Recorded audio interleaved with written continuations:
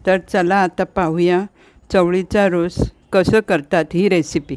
बरं करायचं, या चवळ्या उकडून घेतल्या सकाळीच आणि हे त्याचं खोबरं, हे खोबरं, हा गरम मसाला, हा मालवणी मसाला, कांदा आणि ही लसूण, ही थोडी लसूण कोणाला जास्त हवी कमी हवी प्रत्येकानं हवी तशी घालायची। थोडं 1-2 चमचे तेल घालायचं। हे तेल घातल्यानंतर तेल गरम झालं का मग कांदा घालायचा।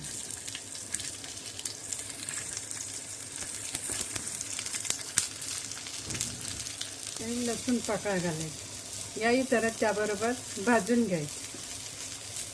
आता यात खोबरं घालायचं।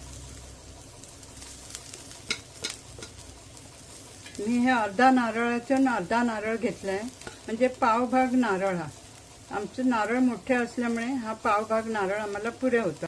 हे दोन्ही मसाला घालायचं। हे मिश्रण थंड झाल्यावर मिक्सरवर लावून बारीक करायचं। म्हणजे तेल न घालता हळद पावडर घालायची थोडी, जसं हळदीला रंग असेल त्याप्रमाणे। काही हळदीना रंग जरा कमी येतो, काही हळदीना जरा रंग चांगला येतो।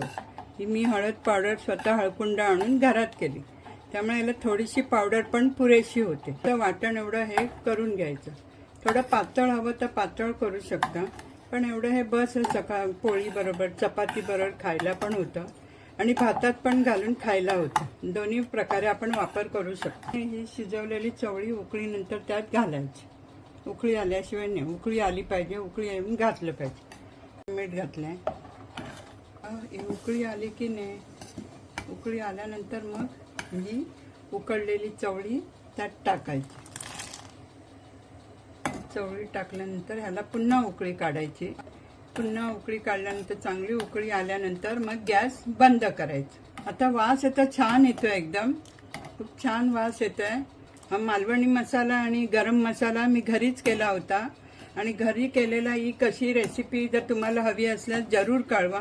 त्याला उकळी आल्यानंतर असं जरा ढवळायचं, रंग उकळी आल्यानंतर याचा रंग बदलतो। याच्यात थोडी कोथिंबीर घालायची। कोथिंबीर गरम मसाल्याच्या जेवणात जर कोथिंबीर घातली तर वास बऱ्यापैकी येतो। कोणताही कालवण असू द्या, चिकन असू द्या, एखादा टोमॅटो सार असू द्या, त्याला जर कोथिंबीर घातली तर वास एकदम मस्त येतो, अप्रतिम, आणि जेवायला पण उत्साह वाटतो। आणि जेवायला उत्साह वाटायला नसल्यामुळे नुसतं तोंडी पण लावायला नसलं तरी पण चालून जातं। अशी उकळी आली का हे बंद करायचं। झालं, उकळी आली याला उकळी आल्यानंतर हे झाकण ठेवून द्यायचं आणि आता गॅस बंद करायचं।